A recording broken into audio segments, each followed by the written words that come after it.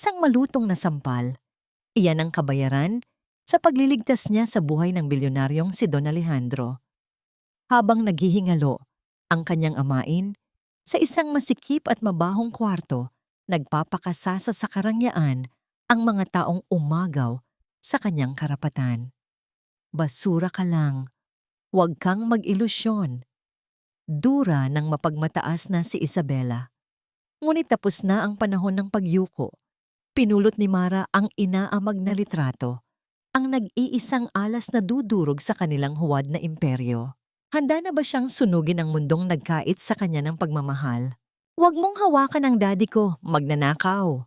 Isang malutong at mabigat na sampal ang dumapo sa pisngi ni Mara, sapat upang mag-iwan ng nakakapasong hapdi at magpatumba sa kanya sa magaspang na semento. Sa lakas ng paghampas, nalasahan niya ang sariling dugo na dahan-dahang umagos mula sa pumutok niyang labi. Ang kanyang mga tuhod ay galos-galos na sa pagkakapaluhod sa basang kalsada. Ang kanyang mga nanginginig na kamay ay manhid na sa lamig, pawis at ulan. Ilang minuto na siyang desperadong nagbibigay ng hangin at pumipindot sa dibdib ng matandang lalaking nakabulagta sa harapan niya. Pilit niyang ibinabalik ang pintig ng puso ni Don Alejandro Villarreal na bigla na lamang bumagsak sa gitna ng walang awang bagyo sa labas ng restaurant. Inililigtas niya ang buhay nito, ngunit ang iginanti sa kanya ay isang walang kwentang akusasyon at matinding pandidiri mula sa anak nitong nagngangalang Isabela. Get away from him, basura! Baka ikaw pa ang may gawa nito sa kanya para makapagnakaw ka ng relo niya. Sigaw ng dalaga habang nandidiring tinitingnan ang basang uniforme ni Mara. Ang mamahaling pabango ni Isabela ay sumabog sa hangin. Pilit na tinatabunan ang amoy ng putik at kahirapan na pilit niyang inilalayo sa kanyang ama. Mabilis na lumapit ang mga malalaking gwardiya at walang habas na hinila si Mara palayo. Itinulak siya sa gilid na parang isang sako ng kalakal na nakaharang sa daan. Nanikip ang lalamunan ni Mara. Isang pamilyar na bukol ng pait ang bumara sa kanyang hininga. Hindi siya sumigaw upang ipagtanggol ang sarili. Namanhid ang buo niyang pagkatao. Ang lamig ay gumapang mula sa kanyang mga basang talampakan patungo sa kanyang nanlulumong dibdib. Tiningnan niya ang sariling mga kamay na kanina ay pilit bumubuhay sa isang bilyonaryo. Ngayon ay nanginginig at puno ng dumi. Nakaramdam siya ng matinding pagkaawa sa sarili, hindi dahil sa pisikal na sakit, kundi dahil sa bigat ng katotohanang kahit anong kabutihan ang gawin ng mga taong nasa ibaba. Palagi silang magiging magnanakaw at dumi sa paningin ng mga nakatira sa palasyo. Ilang sandali pa ay dumating ang mga kawani ng ospital. Mabilis nilang isinakay si Don Alejandro sa ambulansya. Sumunod si Isabela, ni hindi man lang lumingon upang magpasalamat sa taong unang rumesponde sa kanyang ama. Ang nakakabinging ugong ng sasakyan ay unti-unting lumayo. Iniiwan si Mara na mag-isang nakaluhod sa madilim at binabahang paradahan. Nang akmang tatayo na siya upang pulutin ang kanyang basang bag, may isang itim na bagay na kumuha ng kanyang pansin. Nakalubog ito sa isang mababaw na lawa ng tubig ulan na malapit sa pinagbagsakan ni Don Alejandro kanina. Dahan-dahan siyang gumapang palapit. Isang mamahaling pitaka na gawa sa balat ng buhaya. Marahil ay nahulog ito mula sa bulsa ng matanda nang siya ay mawalan ng malay. Kinuha ito ni Mara at tumakbo patungo sa isang maliit na silungan ng gawa sa yero sa gilid ng kalsada upang hindi tuluyang mabasa ang laman nito. Bawat patak ng ulan na bumabagsak sa bubong ay tila mabibigat na bato na dumadagdag sa pagod ng kanyang balikat. Nanginginig ang kanyang mga daliri nang buksan niya ang pitaka. Umaasang makakita ng calling card o anumang pagkakakilanlan upang maisauli niya ito kinabukasan sa management ng restaurant. Punong-puno ito ng mga makakapal na credit cards at mga buo-buong perang hindi niya kikitain kahit 1 taon siyang maghugas ng plato. Ngunit hindi iyon ang nagpatigil sa pag-ikot ng kanyang mundo. Sa isang tagong bahagi ng pitaka, sa ilalim ng mga mamahaling resibo, ay may isang lumang litrato na bahagyang nanilaw na sa paglipas ng panahon. Kinuha ito ni Mara. Nang madaplisan ng mahinang liwanag mula sa poste ng kalsada ang larawan, tila tumigil ang pagtibok ng kanyang puso. Isang batang babae na may napakatamis ng ngiti ang nakasandal sa dibdib ng isang makisig at nakababatang Don Alejandro. Ang mga mata ng babae ay puno ng pag-asa, puno ng walang hanggang pagmamahal. Kilalang kilala ni Mara ang mga matang iyon. Ang mga matang iyon ang nag-alaga sa kanya sa kabila ng gutom at sakit. Ang mga matang iyon ang unti-unting nawalan ng liwanag hanggang sa huling hininga nito sa isang pampublikong ospital dahil walang pambili ng gamot. Iyon ay ang kanyang ina, si Lydia. Nangangatog ang buong katawan ni Mara nang ibaliktad niya ang litrato. May nakasulat doon gamit ang pamilyar na kumpas ng kamay ng kanyang ina. Para sa aking nag-iisang mahal Alejandro, maghihintay ako. Isang malamig na tubig mula sa butas ng yero ang nahulog ng eksakto sa mukha ng kanyang ina sa litrato. Tila isang luhang naglakbay mula sa mapait na nakaraan patungo sa madilim na kasalukuyan. Napahawak si Mara sa kanyang basang bulsa kung saan naroon ang lukot at kupas na papel na naglalaman ng paalala sa nagkapatong-patong na utang sa ospital ng kanyang amain na si Mang Lito, ang taong kumupkop sa kanila nang sila ay itaboy ng mundo. Sa sandaling iyon, ang lahat ng pira-pirasong alaala ay naging isang malinaw at nakakapasong katotohanan. Ang bilyonaryong iniligtas niya, ang ama ng babaeng nanampal at tumawag sa kanyang basura, ay ang mismong lalaking naging dahilan kung bakit namatay sa hirap at kahihiyan ang kanyang ina. Humigpit ang hawak ni Mara sa pitaka hanggang sa mabaon ang kanyang mga kuko sa mamahaling balat nito. Ang mga luha ng galit at pangungulila ay tuluyan ng sumabay sa buhos ng ulan sa kanyang pisngi. Bakit ang mga taong nang iwan at nanira ng buhay ang siyang nakahimlay sa karangyaan, samantalang ang mga taong nagmahal ng totoo ang siyang pinabayaang mabulok sa putikan? Hanggang kailan siya magiging pipi sa harap ng mga taong umagaw sa sanay buhay ng kanyang ina? Malakas ang pintig ng puso ni Mara. Tila isang tambol na patuloy na gumugulo sa kanyang isipan. Ang hapdi ng sampal ay hindi gaanong masakit kumpara sa kirot ng katotohanang biglang bumulaga sa kanya. Mahigpit pa rin ang hawak niya sa pitaka ni Don Alejandro, na para bang isa itong sandata laban sa isang mundo ng panlilinlang. Hindi niya alintana ang patuloy na pagpatak ng ulan habang nagmamadali siyang bumalik sa kanilang barong-barong na tahanan, ang tanging kanlungan ng kanyang pagkabata. Pagdating sa bahay, sinalubong siya ng mabigat na simoy ng hangin na nagdadala ng amoy ng luma at pag-asa. Nakita niya si Mang Lito na nakahiga sa nag-iisang papag. Ang kanyang mukha ay butot balat at bakasang matinding hirap. Ang kanyang mga mata ay nanlulupaype at ang kanyang hininga ay mababaw. Nagkakagulong humahabol sa hangin ang kanyang baga na para bang isang lumang makina na unti-unting nawawalan ng lakas. Inabot niya ang basong may tubig sa tabi ng amain at dahan-dahang ininom. "Kumain ka na, Mara?" tanong ni Mang Lito, pilit nang ngumingiti. Ang kanyang tinig ay mahina at paos. Umiling si Mara. "Mamaya na po, Tay. Busog pa ako." Dinukot niya ang pitaka ni Don Alejandro. Mula sa kanyang basang uniforme, tinitigan ang balat nitong kumikinang sa dilim. Nag-aalangan siya, ngunit alam niyang hindi niya ito kayang tingnan pa ng matagal. Maingat niyang inilagay ang pitaka sa ilalim ng kanyang lumang kabinet.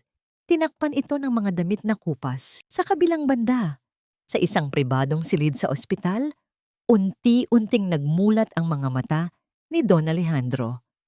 Ang unang bagay na pumasok sa kanyang isip ay hindi ang kanyang pamilya, kundi ang pitakang nawawala. "Ang pitaka ko. Nasaan ang pitaka ko?" Mahinang tanong niya. Nilapitan siya ni Doña Carmela, ang kanyang asawa, na may matamis na ngiti sa labi. Pinisil niya ang kamay ni Alejandro na para bang nagpapakita ng labis na pagmamahal. Huwag ka nang mag-alala tungkol doon, mahal ko. Ang importante ay ligtas ka. Naiwan mo siguro sa sasakyan o baka nahulog.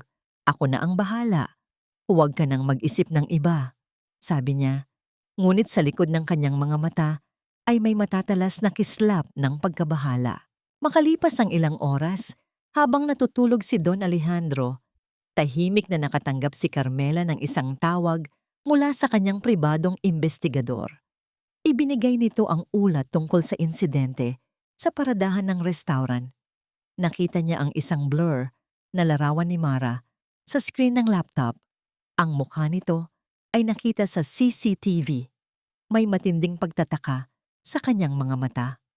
Agad siyang nag-utos ng mas malalim na pag-iimbestiga kay Mara. Ang bawat detalye ng buhay nito nang hindi nalalaman ni Alejandro. Ang isang lumang alaala ng pagtataksil ay dahan-dahang nagising sa puso ni Carmela na para bang isang ahas na unti-unting bumabangon mula sa pagtulog. Samantala, sa bahay ni Mara, halos hindi niya kayang ipikit ang kanyang mga mata. Sa bawat patak ng ulan, naririnig niya ang mga hikbi ng kanyang ina at ang tinig ni Don Alejandro na binulong ang pangako ng pag-ibig. Nais niyang gumanti, ngunit ang kalagayan ni Mang Lito ang kanyang pangunahing inaalala. Kung hindi makakapagpadialysis si Mang Lito, tiyak na mawawala ito sa kanya. Ang damdamin ng galit ay unti-unting nahahaluan ng matinding takot. Malamig na simoy ng hangin ang humagod sa bintana, nagdala ng amoy ng sariwang ulan. Napatingin si Mara kay Mang Lito na mahimbing na natutulog. Sa kabila ng kanyang sariling sakit, naroroon pa rin ang mapagmahal na ama na handang isakripisyo ang lahat para sa kanya. Naalala niya ang isang gabi nang wala silang makain at si Mang Lito, kahit may lagnat, ay nagpanggap na busog upang maibigay sa kanya ang nag-iisang tuyo. Iyon ang klase ng pag-ibig na walang hinihinging kapalit. Isang matalim na tanong ang gumulo sa isip ni Mara. Paano nagawa ni Don Alejandro na panatilihin ang larawan ng kanyang ina sa loob ng pitaka, sa loob ng mahigit 25 taon habang ipinagkanulo ang kanilang pag-ibig para sa ibang babae at pamilya? Anong klaseng pagmamahal ang kayang magkubli ng isang matinding lihim sa buong buhay? Isang nakakabingi na tunog ng telepono ang biglang umalingaw-ngaw sa katahimikan ng gabi. Nanginginig ang mga kamay ni Mara nang sagutin niya. Mara Villanueva? Malamig na tanong ng boses sa kabilang linya. Ang head manager ng La Rosa Restaurant ito. Nais kang makita ng ating big boss bukas ng umaga. Mahalaga ang pag-uusapan. Makapal at madilim na ulap ang bumalot sa kalangitan ng Maynila. Isang nagbabadyang unos na tila sumasalamin sa nag-aalab na gulo sa isipan ni Mara. Nakatayo siya sa gitna ng malamig at marangyang VIP room ng La Rosa Restaurant. Ang lamig ng aircon ay tumatagos sa manipis niyang uniforme, ngunit mas nakakapanginig ang presensya ng babaeng prenteng nakaupo sa kanyang harapan. Si Doña Carmela Villarreal ay isang larawan ng perpektong kapangyarihan at karangyaan.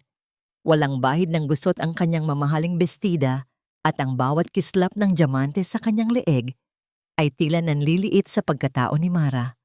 Ang matalim na pagbagsak ng takong ng punan sa makintab na sahig habang ito ay naglalakad kanina ay nag-iwan ng nakakapasong katahimikan sa loob ng kwarto. Hindi sumigaw ang ginang, walang pagtataas ng boses. Sa halip, dahan-dahan nitong itinulak ang isang blankong tseke sa ibabaw ng lamesang gawa sa salamin, palapit kay Mara. Maupo ka, hiya. Malumanay ngunit malamig na utos ni Doña Carmela. Ang mga mata nito ay nanliliit na parang sinusuri ang isang walang kwentang insekto. Alam mo, hanga ako sa sipag mo.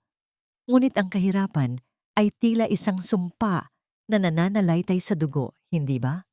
Nakakaawa na ang nanay mong si Lydia ay piniling maging isang pagkakamali sa buhay ng asawa ko noong kabataan nila. Isang madilim na bahagi ng nakaraan na matagal na naming ibinaon. Sana ay wag mo nang ulitin ang pagkakamali niya. Huwag kang mag-ilusyon na may puwang ka sa pamilyang ito. Mariing naikuyom ni Mara ang kanyang mga kamao sa gilid ng kanyang palda. Ang bawat salita ng ginang ay tila mga punyal na humihiwa sa alaala ng kanyang ina. Ngumiti si Carmela, isang nangiting hindi umabot sa kanyang mga mata. Ang halagang isusulat mo sa tsekeng iyan ay sapat na upang makapagsimula kayong mag-ama sa malayo. Nabalitaan kong mahal ang gamutan sa bato ni Mang Lito, lalo na kung biglang mawawala ng suporta ang pasyente mula sa ospital at tuluyang mawalan ka ng trabaho sa buong Maynila. Isang malaking trahedya iyon para sa isang mabuting anak na tulad mo. Nanlamig ang buong katawan ni Mara. Ang nakatagong pananakot ay malinaw. Paano nalaman ng ginang kung saang ospital nakaratay ang kanyang amin? Hanggang saan ang kayang abutin ng galamay ng mga Villarreal upang durugin ang mga taong walang laban? Kinagat ni Mara ang kanyang ibabang labi ng napakadiin hanggang sa malalasahan niya ang sarili niyang dugo. Pilit niyang pinipigilan ang pagbagsak ng mga luha ng matinding pagkaawa sa sarili at kawalang lakas. Ngunit sa pag-alala niya, sa hirap na dinanas ng kanyang ina at sa panliliit na natanggap niya mula kay Isabela kagabi, isang panibagong lakas ang sumibol mula sa kanyang dibdib. Hindi na siya ang batang umiiyak sa gilid. Walang pag-aatubiling inabot ni Mara ang tseke. Sa isang mabilis at marahas na galaw, pinunit niya ito sa gitna at pinunit pa muli hanggang sa maging maliliit na piraso. Ang dignidad po namin ay hindi nabibili ng barya ninyo, Doña Carmela. Madiin at walang panginginig na pahayag ni Mara, nakatitig ng diretso sa mga mata ng bilyonarya. Maaari ninyong angkinin ang lahat ng yaman sa mundo, pero hindi ninyo kailanman mabubura ang katotohanan. At lalong hindi ko isasangla ang kaluluwa ko para sa katahimikan ninyo. Sa unang pagkakataon, nawala ang ngiti sa labi ni Carmela. Ang mukha nito ay nagdilim sa matinding galit dahil sa pagtanggi ng isang hamak na waitress. Dahan-dahang inilapit ni Mara ang kanyang mga kamay sa lamesa. Ang kanyang mga palad na magaspang at puno ng kalyo dahil sa walang katapusang paghuhugas ng plato ay nanginginig habang maingat na pinupulot ang mga punit na piraso ng tseke upang hindi magkalat. Sa kabila ng panginginig ng kanyang mga daliri na halatang takot sa kapangyarihang kaharap niya, nanatiling tuwid na tuwid ang kanyang likod. Ibinulsa niya ang mga piraso ng papel, tumalikod at naglakad palabas ng kwarto nang hindi lumingon. Iniiwan ang funan na nagpupuyos sa galit. Paglabas niya ng restaurant, sinalubong siya ng malakas na ihip ng hangin mula sa madilim na kalangitan. Malalim na buntong hininga ang pinakawalan niya nang biglang mag-ilaw at mag-vibrate ang lumang telepono sa kanyang bulsa. Isang tawag mula sa ospital kung saan nakaratay si Mang Lito. Puno ng kaba, sinagot niya ito.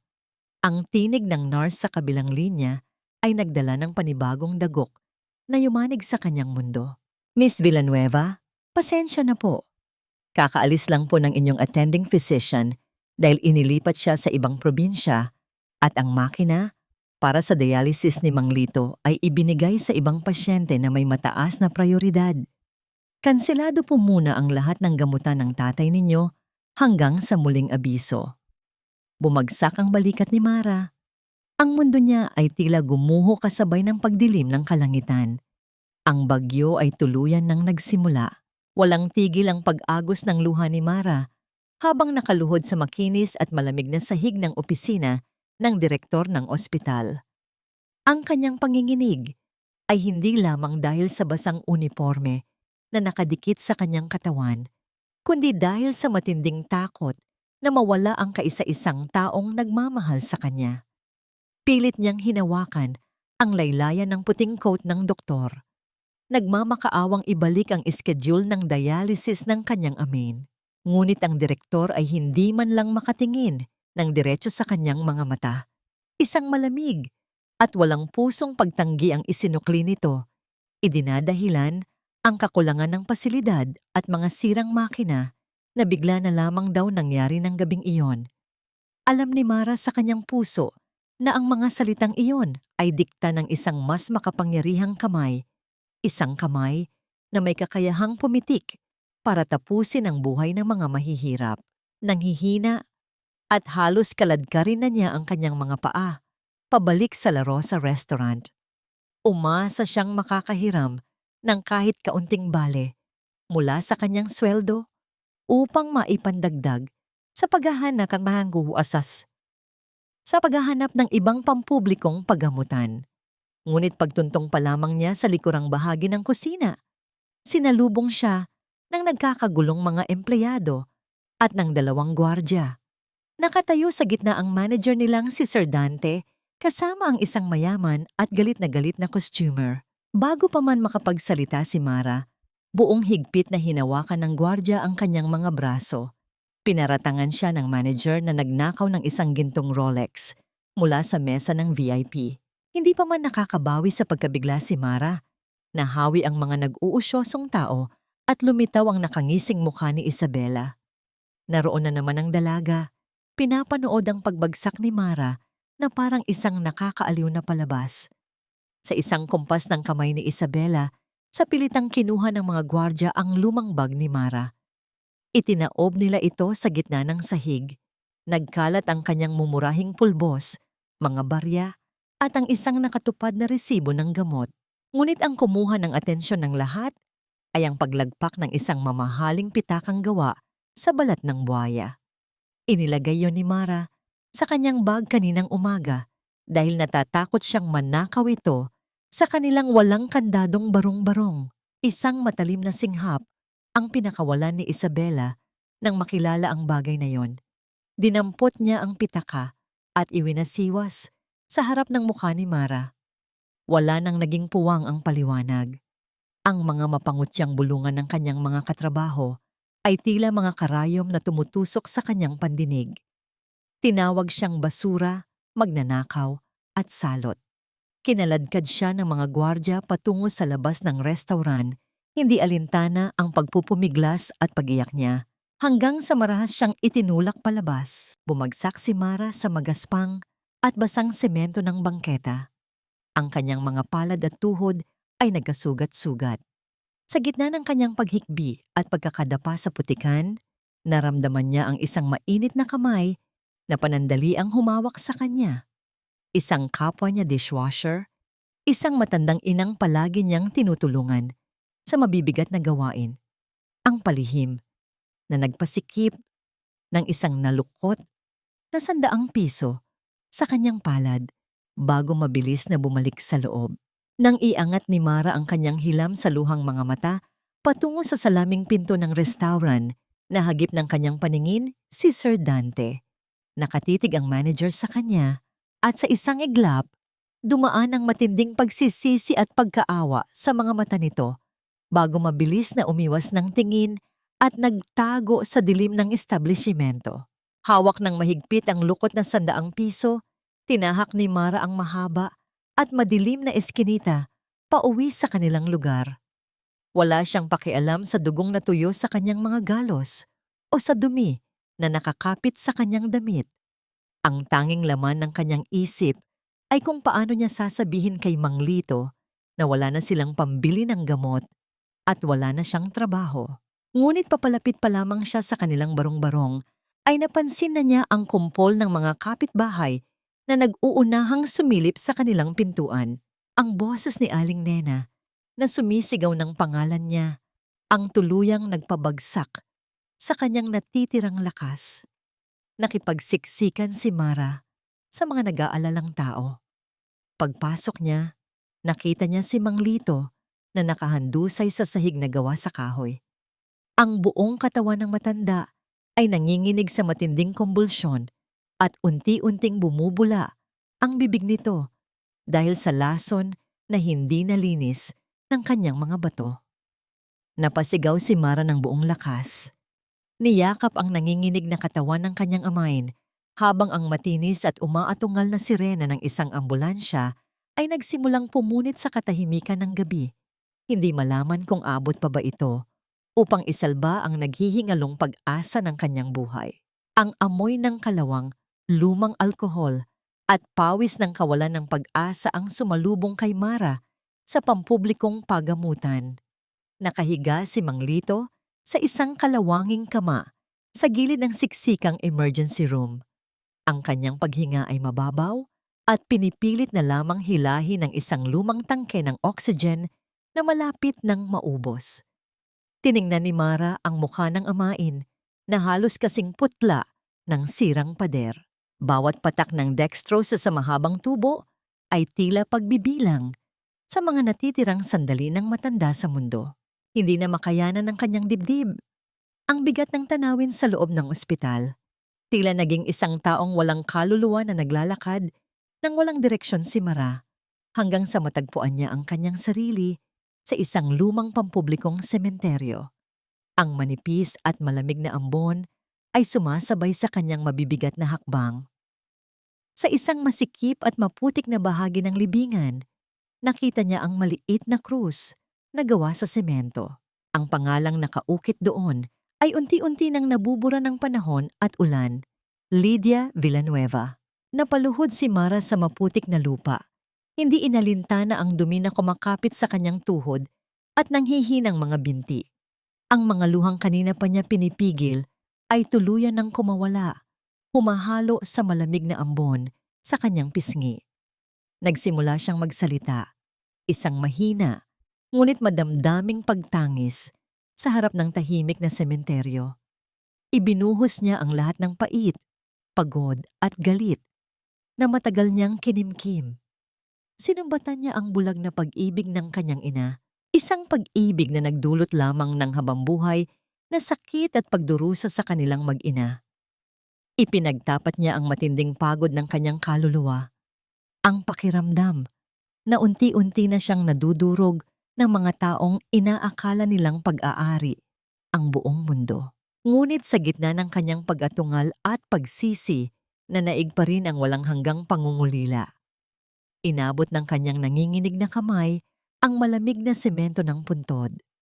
Ginamit niya ang laylayan ng kanyang punit at basang manggas upang maingat at malambing na punasan ng putik na dumikit sa pangalan ng kanyang ina, na tila hinahaplos ang pisngi nito sa huling pagkakataon.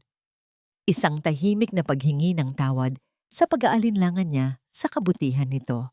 Dumampot siya ng isang dakok ng malamig na lupa. Hinawakan niyo ng napakahigpit hanggang sa manakit ang kanyang mga daliri at bumaon ang mga kuko sa kanyang palad.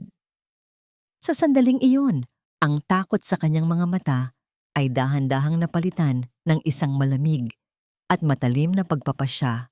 Tapos na ang panahon ng pagiging biktima.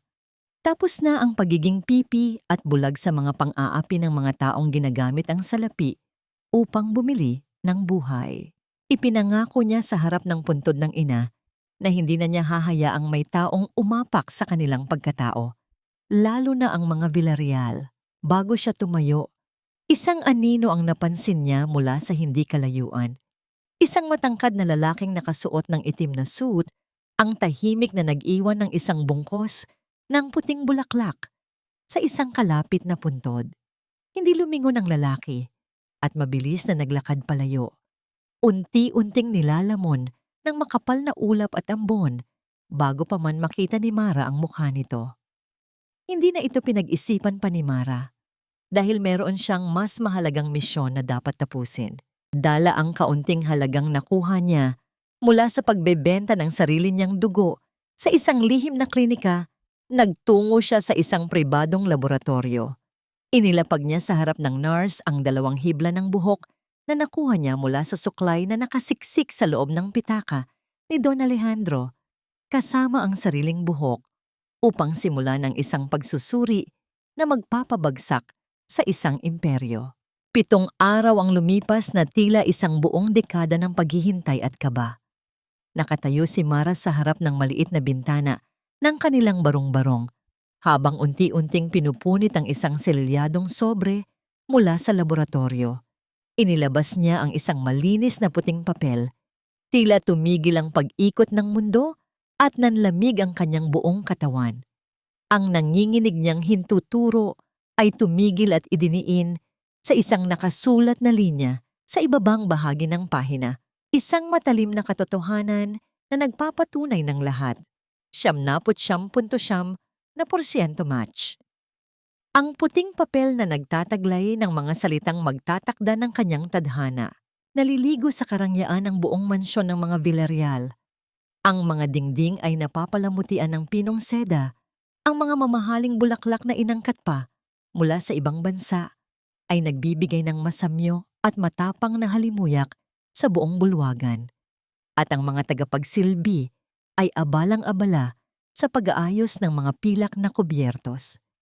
Ito ang gabi ng pinakamagarbong pagdiriwang ng taon sa Maynila. Ang ika-30 anibersaryo ng kasal ni na Don Alejandro at Doña Carmela. Ngunit sa kabila ng lahat ng nakakabinging kagalakan sa labas, isang kakaibang bigat ang bumabalot sa dibdib ng bilyonaryo. Nakatayo si Don Alejandro sa harap ng malaking salaming bintana sa kanyang pribadong silid-aklatan, nakatingin sa madilim na kalangitan na parang may hinihintay na isang mahalagang bagay na hindi niya maipaliwanag. Isang malalim na pagbuntong hininga ang kumawala sa kanyang mga labi. Umupo siya at maingat na binuksan ang pinakatagong bahagi ng kanyang aparador. Mula roon, kinuha niya ang isang maliit na kahon na gawa sa lumang kahoy. Nang buksan niya ito, bumungad ang isang simpleng singsing na yari sa pinatuyong damo.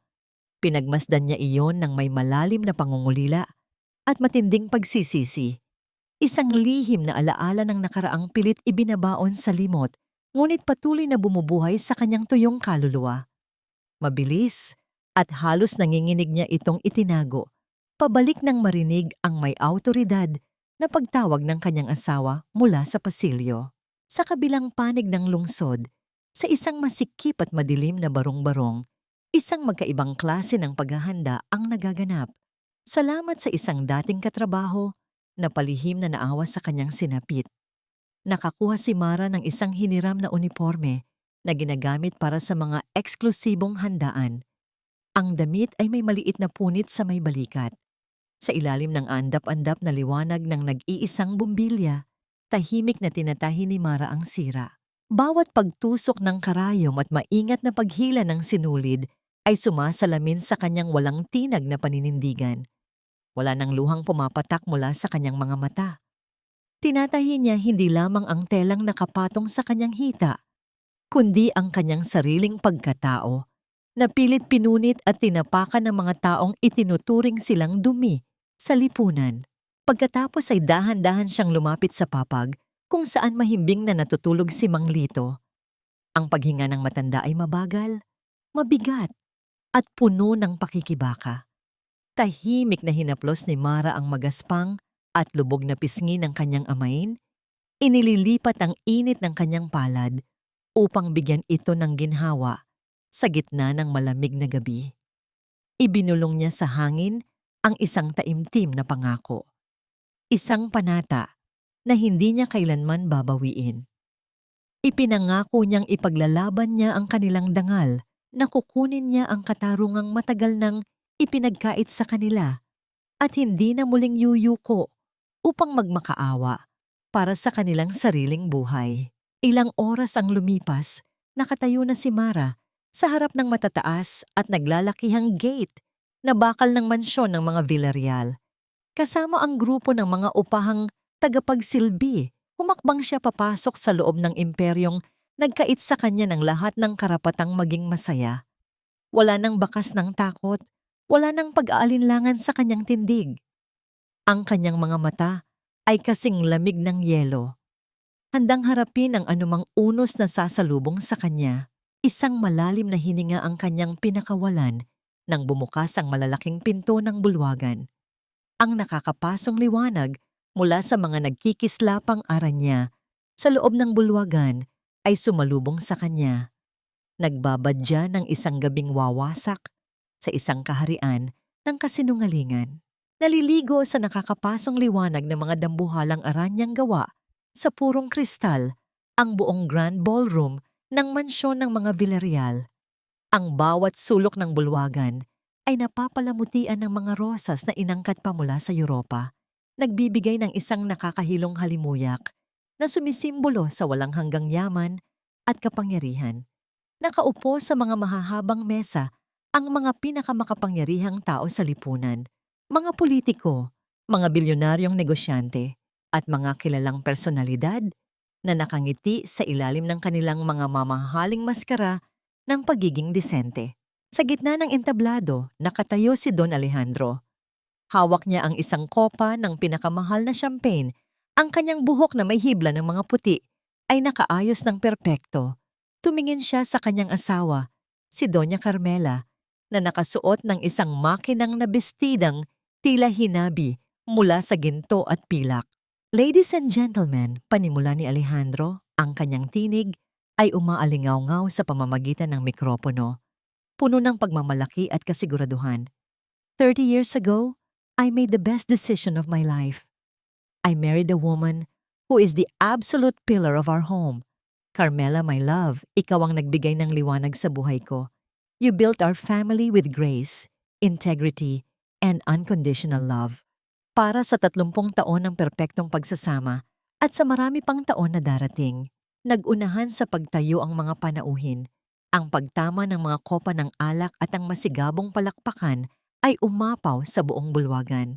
Yumuko si Carmela. Ang kanyang ngiti ay perpekto, puno ng huwad na kababaang loob habang hinahawakan ang braso ng asawa. Ngunit ang maligayang pagdiriwang na yon ay biglang naputol. Mula sa malalaking pintuan sa likuran ng bulwagan, isang mabigat na kariton ng mga alak ang dahan-dahang itinulak papasok.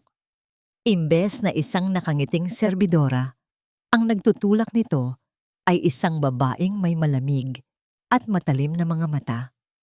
Ang kanyang uniforme ay kupas at may maliit na tahi sa balikat, isang napakalaking pagkakaiba sa nagkikislapang kasuotan ng mga taong naroroon. Si Mara, hindi pa man siya nakakalapit sa pangunahing mesa, nahagip na siya ng mapanuring paningin ni Isabela. Ang mga mata ng dalaga ay lumaki sa matinding pagkagulat na mabilis na napalitan ng pandidiri at galit. What the hell is this?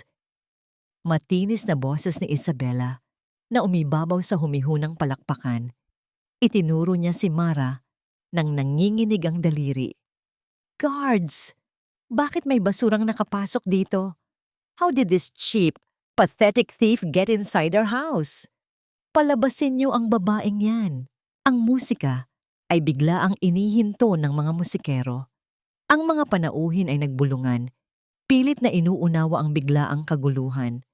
Mabilis na lumapit ang 3 malalaking gwardiya upang hawakan si Mara, ngunit itinaas niya ang kanyang kamay bilang senyales na huminto sila. Wala siyang dalang sandata, ngunit ang kanyang presensya ay nagdadala ng isang nakakikilabot na awtoridad. Binitawan ni Mara ang kariton. Sa halip na umatras, humakbang siya ng tuwid patungo sa mismong harapan ng entablado. Ang kanyang likod ay tuwid na tuwid. Ang kanyang lakad ay walang bahid ng pag-aalinlangan. Sino ka, Hija? At ano ang kailangan mo sa aming pagdiriwang? Malamig at kalmadong tanong ni Doña Carmela. Ang kanyang ngiti ay nanatili, ngunit ang kanyang mga mata ay nagbabala ng kamatayan. If you are looking for charity, this is not the right time or place. Nakakaabala ka sa mga bisita namin. Hindi sumagot si Mara sa mga pangiinsulto. Huminto siya sa harap ng mahabang mesang gawa sa salamin. Tumingin ng diretso sa mga mata ni Don Alejandro na ngayon ay may nakakunot na noo. Mula sa bulsa ng kanyang apron, dahan-dahan niyang inilabas ang isang mamahaling pitakang gawa sa balat ng buwaya. Inilapag niya ito sa ibabaw ng makinis na salamin. Ang inyong nawawalang yaman, Don Alejandro, kalmado at malinaw na wika ni Mara. Tila naubusan ng dugo ang mukha ng bilyonaryo nang makita ang pitaka. Ang kanyang mga kamay ay bahagyang nanginig. Akma niya itong aabutin, ngunit mabilis na nagsalita si Carmela. Ang boses nito ay tumaas ng isang antas. Unti-unting nawawalan ng kontrol. I knew it! Ikaw ang nagnakaw niyan sa asawa ko! Sigaw ni Carmela, humarap sa mga panauhin. Ladies and gentlemen, this girl is a notorious thief and a scammer. She has been harassing my family. Mga gwardiya, ano pa ang hinihintay ninyo?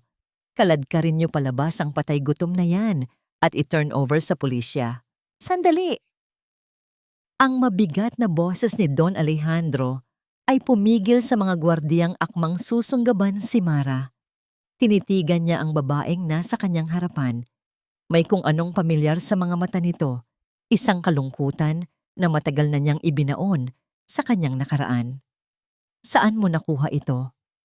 Tiningnan ni Mara ang bilyonaryo.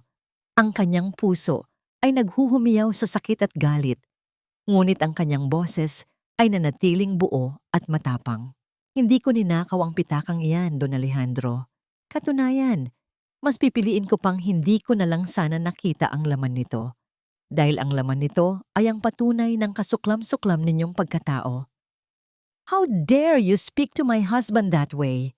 Muling sigaw ni Carmela, nagpupuyos ang dibdib sa galit. You are just an uneducated girl from the slums. Wala kang karapatang tumuntong sa pamamahay ko at manira ng pamilya. Walang pakialam si Mara sa paninisi ng funan. Mula sa loob ng pitaka, hinugot niya ang isang lumang litrato na nanilaw na sa paglipas ng panahon, kasama ang isang selyadong puting sobre mula sa ospital. Sa isang iglap, inihagis niya ang mga ito sa hangin. Ang mga papel ay dahan-dahang bumagsak sa ibabaw ng lamesa. Ang litrato ng isang makisig na Alejandro kasama ang isang nakangiting babae at ang isang formal na dokumento ng laboratorio. Hindi sumigaw si Mara. Ang pinakamatinding galit ay hindi nangangailangan ng ingay. Sa halip, hinawakan niya ang mikropono na nakapatong sa mesa. Ang kanyang tinig ay nanlalamig at tumagos sa bawat sulok ng malawak na bulwagan. Ang 30 taon ng inyong perpektong kaligayahan, Doña Carmela, ay itinayo sa luha, dugo, at pananahimik ng aking ina, si Lydia Villanueva. Isang nakakabinging katahimikan ang bumalot sa buong mansyon. Ang mga bisita ay nagpalitan ng mga gulat na tingin. Dahan-dahang dinampot ni Don Alejandro ang litrato. Ang kanyang mga tuhod ay tila naging halaya. Lydia, bulong niya, ang kanyang tinig ay basag. Pagkatapos ay kinuha niya ang dokumento mula sa laboratorio. Ang kanyang nanginginig na mga mata ay nagbasa sa linyang nakasulat sa pinakaibaba. 79.7% match. Probability of paternity confirmed. Peke iyan. Tili ni Isabella, halos mapunit ang lalamunan. Mom, she's faking it. She just wants our money. Nawala ang lahat ng poise at pagiging elegante ni Doña Carmela. Ang mukha niyang kanina ay maaliwalas, ay nag-iba ang anyo. Naging isang larawan ng matinding puot at takot na mabunyag ang kanyang mga kasalanan. Lumapit siya kay Mara na tila isang mabangis na hayop. You filthy little liar. Isa kang linta, na katulad ng nanay mong bayaran. Sigaw ni Carmela. Itinaas ang kanyang kamay upang magbigay ng isang malakas at nakakapasong sampal sa mukha ng dalaga. Ngunit hindi na si Mara ang dating babaeng nakaluhod sa putikan. Bago pa man lumapat ang palad ng ginang sa kanyang pisngi, mabilis na sinalo ni Mara ang pulso ni Carmela sa himpapawid. Ang pagkakahawak ni Mara ay kasing tibay ng bakal, puno ng lahat ng taon ng paghihirap, pagtatrabaho, at pagpapakumbaba. Nagulat si Carmela. Ang kanyang mga mata ay nanlaki sa sakit ng pagkakadiin ng mga daliri ng dalaga sa kanyang pulso. Tinitigan ni Mara ang ginang. Ang kanyang mga mata ay nagliliyab sa galit at paghihiganti. Tapos na ang pagyuko ko sa inyo. Sa isang malakas at tiyak na paggalaw, itinulak ni Mara ang kamay ng ginang pabalik. Nawalan ng balanse si Doña Carmela. Ang kanyang mamahaling takong ay dumula sa makinis na sahig at siya ay bumagsak sa lupa. Ang kanyang magarbong damit ay kumalat na tila basahan. Mommy! Patakbong lumapit si Isabella, inaalalayan ng ina na nanginginig sa kahihiyan at matinding galit sa harap ng daan-daang bisita. Bastos! Wala kang modo! Umiiyak na bulyaw ni Isabella kay Mara. Hinarap ni Mara ang buong pamilya. Tumingin siya kay Don Alejandro na ngayon ay nakahawak sa gilid ng mesa Tila hindi makahinga. Ang mga luha ay nagsisimulang pumatak mula sa kanyang mga mata habang pabalik-balik ang tingin sa litrato at sa mukha ni Mara. Nakikita niya ngayon kay Mara ang mga mata ni Lydia. Hindi ako nandito para sa pera ninyo. Wika ni Mara, ang bawat salita ay may diin at bigat na bumabaon sa kaluluwa ng mga nakikinig. Wala akong pakialam sa yaman ninyo o sa apelyido ninyo. Nandito ako para ipaalam sa inyo ang inyong kasamaan. Habang kayo ay nagpapakasasa sa karangyaan at nagpapanggap na perpektong pamilya, ang tatay-tatayan ko na umako ng responsibilidad ninyo ay naghihingalo sa isang mumurahing ospital dahil ipinag-utos ng inyong asawa na ipagkait sa kanya ang gamutan para lamang patahimikin ako. Isang alon ng bulungan at pagkasuklam ang umugong mula sa mga panauhin. Ang matitinong negosyante at mga kaibigan ng pamilya ay napaatras. Tinitingnan si Carmela nang may halong pandidiri. Don Alejandro, patuloy ni Mara, ang kanyang boses ay unti-unting nababasag, ngunit hindi nawawalan ng tapang. Maari ninyong mabili ang buong mundo. Maari ninyong takpan ng pera ang bawat pagkakamali ninyo. Pero kailanman ay hindi ninyo mabibili ang kapatawaran para sa inyong kaduwagan. Pinabayaan ninyong mamatay ang ina ko. At ngayon, hinahayaan ninyong patayin ng asawa ninyo ang nag-iisang pamilyang natitira sa akin.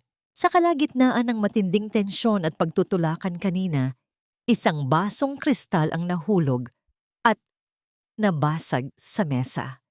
Isang matalim na piraso ng bubog ang bumaon sa palad ni Mara nang itukod niya ang kanyang kamay upang hindi siya matumba nang itulak siya palayo ng mga gwardiya kanina. Habang ang buong bulwagan ay nakatingin sa kanya nang may halong gulat at awa, kalmadong tiningnan ni Mara ang kanyang dumudugong kamay. Dahan-dahan, ginamit niya ang kanyang kabilang kamay upang bunutin ang piraso ng salamin na nakabaon sa kanyang laman. Walang pag-inda, walang reaksyon sa sakit sa kanyang mukha. Hinayaan niya lamang na tumulo ang sariling dugo sa makinis na sahig ng mga Villarreal. Ang sakit na nararamdaman ng kanyang katawan ay walang binatbat sa sugat ng kanyang kaluluwa na matagal nang nagdurugo. Sa isang madilim na sulok ng bulwagan, isang matandang lalaki na kilala bilang pinakamalaking investor ng kumpanya ng mga Villarreal ang tahimik na nanonood. Habang ang lahat ay nagkakagulo, siya ay kalmadong nakasandal sa pader. Ang kanyang mga mata ay nanliliit na tila kinakalkula ang pagbagsak ng imperyo sa kanyang harapan. Isang lihim na ngiti ang sumilay sa kanyang labi bago siya tuluyang nagtago sa anino. Inikot ni Mara ang kanyang paningin sa pamilyang walang ginawa kundi sirain ang buhay niya. Ito ang tandaan ninyo. Huling pahayag ni Mara, ang kanyang boses ay malamig at puno ng pinalidad. Hindi na ako ang magbabayad sa mga kasalanan ninyo. Nagsisimula na ang karma ninyo. Tumalikod si Mara at nagsimulang maglakad papalayo sa entablado.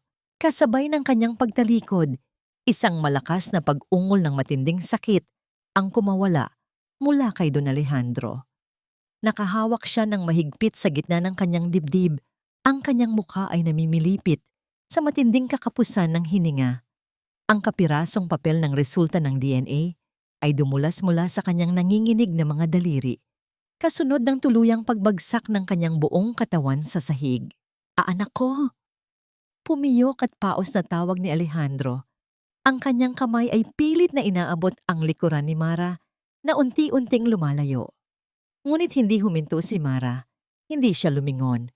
Nagpatuloy siya sa paglalakad palabas ng nagkakagulong bulwagan. Iniiwan ang pamilyang unti-unting nadudurog sa ilalim ng bigat ng sarili nilang mga kasinungalingan.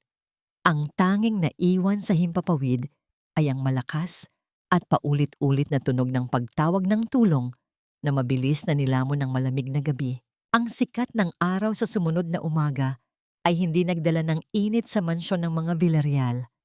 Ang nagkikislapang palasyo na minsang naging simbolo ng kapangyarihan, ay tila naging isang malaking kulungan ng kahihiyan. Sa labas ng naglalakihang gate, nagkukumpulan ang mga mamamahayag, nag-uunahan at nagtutulakan upang makakuha ng kahit isang pahayag tungkol sa iskandalong yumanig sa mataas na lipunan. Ang mga balita ay mabilis na kumalat. Ang tinaguriang perpektong pamilya ay itinayo sa pundasyon ng kasinungalingan at pang-aapi. Sa loob ng marangyang kwarto, unti-unting iminulat ni Don Alejandro ang kanyang mga mata.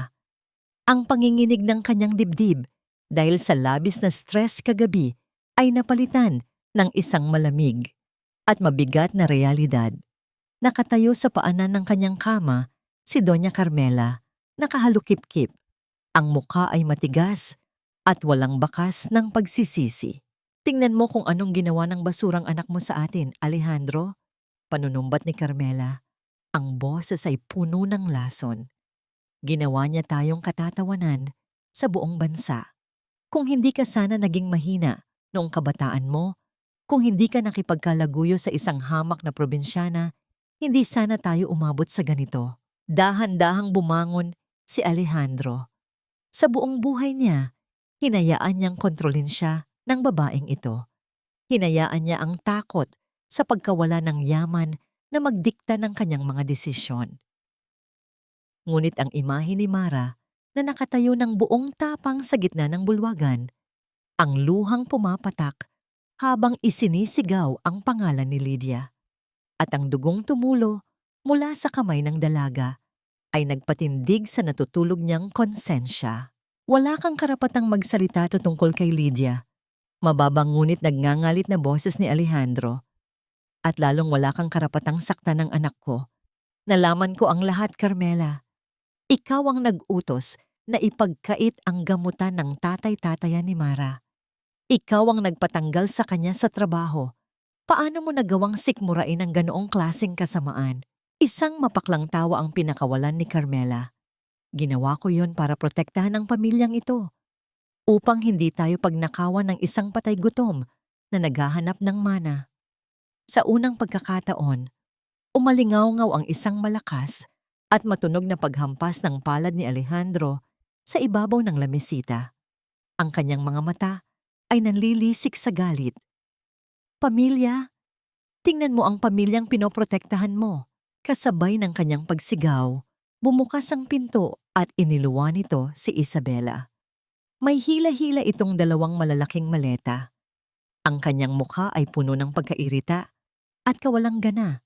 Walang emosyon siyang dumaan sa gitna ng nagtatalo niyang mga magulang. Saan ka pupunta, Isabela? Gulat na tanong ni Carmela. Pilit na inaabot ang braso ng anak. Pabiglang binawi ni Isabela ang kanyang kamay. Ang kanyang tingin sa kanyang mga magulang ay puno ng pandidiri. Aalis na ako. Pupunta ako sa club, kasama ng mga kaibigan ko at titira muna sa hotel. I can't stand being in this house with both of you. Kayo ang dahilan kung bakit ako nahihiyang lumabas. You are both toxic. Walang lingon-likod na lumabas ang dalaga. Hindi man lang tiningnan ang kalagayan ng amang kagabi lamang ay halos bawian ng buhay. Naiwang nakatayo si Alejandro sa gitna ng maluwang at tahimik na kwarto. Dahan-dahan siyang naglakad patungo sa malaking salamin. Pinagmasdan niya ang kanyang sariling refleksyon. Nakita niya ang malalalim na kulubot sa kanyang noo at ang mga puting buhok na pilit niyang itinatago sa mga mamahaling pangkulay. Sa loob ng maraming taon, naniwala siyang siya ay isang haring kinatatakutan ng lahat. Ngunit ang totoo, isa lamang siyang duwag na puppet na nakatali sa sinulid ng asawang mapang-abuso at yaman na walang kaluluwa. Isang luhang puno ng matinding pagsisisi ang tumulo sa kanyang pisngi. Ang kaluwagan ng pag-amin sa sariling kahinaan ay nagbigay sa kanya ng isang mapait na kapayapaan. Walang salitang tinanggal niya ang kanyang mamahaling relo at ang gintong singsing sa kanyang daliri. Isa-isa niyang inilapag ang mga credit cards na nagkakahalaga ng milyon-milyon sa ibabaw ng lamesa. Anong ginagawa mo, Alejandro? May halong kaba na tanong ni Carmela nang makita ang paghahanda ng asawa. "Huwag mong sabihing iiwan mo ako para sa anak ng babaeng iyon." Hindi sumagot si Alejandro. Kinuha lamang niya ang isang simpleng jacket at naglakad palabas ng pinto. Iniiwan ang kanyang asawa, kasama ang lahat ng yamang sinamba nito. Nang makasiguro si Carmela na tuluyan ng umalis ang asawa, ang kanyang takot ay mabilis na napalitan ng pagkadesperada. Mabilis siyang nagtungo sa kanyang pribadong telepono at nagdial ng isang lihim na numero. Ang tinig niya ay nanginginig ngunit puno ng pagiging tuso nang kausapin niya ang kanyang abogado sa kabilang linya. Inutusan niya itong simulan ang patagong paglipat ng mga pangunahing ari-arian ng kumpanya sa kanyang personal na pangalan bago pa man makapagsampa ng anumang kaso ang kanyang asawa. Samantala, isang madilim at maulan na gabi ang sumalubong kay Alejandro sa isang mundong hindi niya kailanman inakalang tatapakan niya. Ang mga sapatos niyang yari sa mamahaling balat ay nakalubog sa putik habang tinatahak niya ang masisikip at mababahong eskinita ng isang mahirap na komunidad. Ang mga mata ng mga taong nakatambay ay sumusunod sa kanya, may pagtataka at halong pagdududa sa estrangherong tila naligaw sa kanilang lugar. Matapos ang walang katapusang pagtatanong, narating niya ang isang maliit at tagpi-tagping barong-barong. Ang bubong na yero nito ay kinakalawang at tila anumang oras ay bibigay sa lakas ng hangin. Huminto si Alejandro sa harap ng sirang pintuan. Nanginginig ang kanyang kamay nang itaas niya ito. Ang balikat ng bilyonaryo ay bumagsak sa matinding awa sa sarili at sa anak na pinabayaan niya. Isang mahina at nag-aalangang katok ang kanyang ginawa sa nabubulok na kahoy na pinto. Umalingaw-ngaw yon sa tahimik na paligid. Bumukas ang pinto, ngunit hindi ang pamilyar na mukha ni Mara ang sumalubong sa kanya. Isang matandang babaeng kapitbahay ang nakadungaw. Ang mukha nito ay puno ng kaba at lungkot. "Sino po sila?" tanong ng matanda. "Kung si Mara po ang hinahanap ninyo, wala na sila rito." Nanlaki ang mga mata ni Alejandro. Ang kanyang puso ay tila inipit sa matinding kaba. "Saan? Saan siya nagpunta? Ako ang tatay niya." Umiling ang matanda. Mga luhang namumuo sa gilid ng mga mata. "Diyos ko po, ewan ko po kung aabutin pa ninyo silang buhay." Isinugod po niya si Mang Lito sa ospital ng gobyerno kanina pa. Nag-aagaw buhay na po ang matanda dahil hindi nakapag-dialysis. Tila pinagsakluban ng langit at lupa si Alejandro. Ang mabigat na patak ng ulan ay patuloy na bumubuhos, kasabay ng nanginginig na kamay ng bilyonaryo na nakakapit sa hamba ng nabubulok na pintuan. Ang bawat hakbang ni Don Alejandro sa mahaba at madilim na pasilyo ng pampublikong ospital ay tila isang paglalakad sa gitna ng sarili niyang impyerno. Ang amoy ng malakas na alcohol, chlorine, at ang naghalong pawis ng mga taong nagsisiksikan sa mga benches ay sumasakal sa kanyang hininga. Ang kanyang mamahaling sapatos ay tumatama sa maduming tile na sahig, lumilikha ng isang mabigat na tunog na tila nagbibilang ng bawat kasalanang nagawa niya. Sa dulo ng pasilyo, sa tapat ng pintuan ng operating room, nakita niya si Mara. Nakaupo ang dalaga sa isang lumang sementadong upuan. Ang kanyang mga bisig ay nakayakap sa sariling mga tuhod at ang kanyang paningin ay nakapako sa kawalan. Ang kanyang buhok ay gulo-gulo pa rin mula sa ulan at ang kanyang mga mata ay wala ng ilaw. Tila isang kandilang tuluyan nang naupalan ng mitya. Dahan-dahang lumapit si Alejandro. Ang kanyang puso ay kumakaba ng napakabilis. Bawat tibok ay nagdadala ng kirot sa kanyang dibdib. Nang lumingon si Mara at makita ang kanyang ama, mabilis na nag-iba ang anyo ng mukha nito. Ang kawalan ng malay ay napalitan ng isang nag-aapoy na puot. "Anak!" pabulong na tawag ni Alejandro. Ang kanyang nanginginig na kamay ay akmang hahawak sa balikat ng dalaga upang bigyan ito ng aliw. "Huwag mo akong hawakan." Mabilis na tumayo si Mara at iniwas ang kanyang katawan. Ang kanyang tinig ay sapat na upang mapatigil ang iilang taong dumadaan. Wala kang karapatang tawagin akong anak at lalong wala kang karapatang maging nandito. Umalis ka na, Don Alejandro. Bumalik ka na sa marangya mong buhay at hayaan mo kaming mamatay sa katahimikan. Nandito ako para tumulong, Mara. Patawarin mo ako. Hindi ko alam ang ginagawa ni Carmela. Pagsusuma mo ng matanda, ang kanyang mga luha ay nagsisimulang pumatak sa kanyang pisngi. Isang mapait na tawa ang kumawala sa mga labi ni Mara. Hindi mo alam o mas pinili mong huwag malaman dahil mas madaling maging bulag kapag ang kapalit ay ang iyong korona. Ngunit huli na ang lahat. Kung mamatay si Tatay Lito, ikaw ang papatayin ko sa konsensya mo habang buhay. Sa gitna ng kanilang pagtatalo, bumukas ang pinto ng operating room at lumabas ang isang doktor na tila pagod na pagod. Mabilis itong nilapitan ni Mara. Dok, kumusta po ang tatay ko? Puno ng kaba na tanong ng dalaga. Umiling ang doktor. Ang kanyang mukha ay nagpapakita ng matinding problema. Kritikal ang kondisyon ni Mang Lito. Masyadong marami ang lason sa katawan niya dahil sa hindi pagdialysis at ngayon ay may internal bleeding siya. Kailangan namin siyang salinan ng dugo agad-agad. Ngunit mayroon siyang napakabihirang grupo ng dugo, O negative. Ubos na ang supply namin sa blood bank at wala kaming makuhang donor sa ganitong oras. Tila gumuho ang langit kay Mara. Napasandal siya sa pader. Ang kanyang mga binti ay nanginginig at tila hindi na kaya ang bigat ng kanyang katawan. Diyos ko, parang awa niyo na. Huwag po si Mang Lito. Sa gitna ng matinding desperasyon, humakbang si Alejandro pasulong. Ang kanyang mga mata ay nanlilisik sa isang panibagong determinasyon. Kunin niyo ang dugo ko. O negative ang dugo ko.